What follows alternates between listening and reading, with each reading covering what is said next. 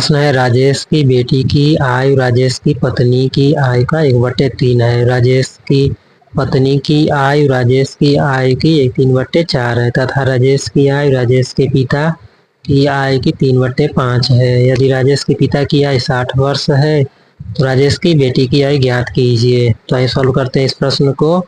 राजेश की बेटी की आयु राजेश की पत्नी की आयु की 1/3 है तो यह अनुपात हो जाएगा 1:3।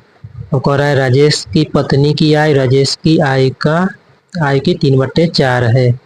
राजेश की आयु की 3/4 है तो यह अनुपात हो जाएगा 3:4। तो कह रहा है कि राजेश की आयु राजेश के पिता की आयु की 3/5 है, अनुपात हो जाएगा 3:5। अब क्या करेंगे, इसमें प्लॉटिंग मेथड लगा देंगे। 3 के आगे यहाँ पे 3 हो जाएगा, फिर यहाँ पे 3 के आगे 3 हो जाएगा, फिर यहाँ पे 3 के आगे 3 हो जाएगा, फिर यहाँ पे 4 के आगे 4, फिर यहाँ पे 3 के आगे 3, फिर यहाँ पे 3 के आगे 3। अब इनका गुणा कर लेंगे तो 3 त्रिक 9, यहाँ पे हो जाएगा 3 त्रिक 9 त्रिक 27, और यहाँ पे हो जाएगा 4 तियाँ 12 तियाँ 36, और यहाँ पे हो जाएगा 5 चौके 20 तियाँ 60। ये इनका अनुपात हो जाएगा।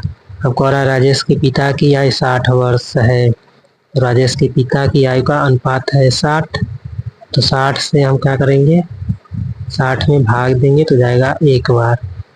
पूछ रहा है बेटी की आयु, राजेश की बेटी की आयु पूछ रहा है, राजेश की बेटी की आयु पूछ रहा है। तो हो जाएगा 9 अनुपात है, और 9 अनुपात में 1 से हम गुणा करेंगे तो हो जाएगा 9 वर्ष। यही हमारा आंसर हो जाएगा ऑप्शन नंबर 3।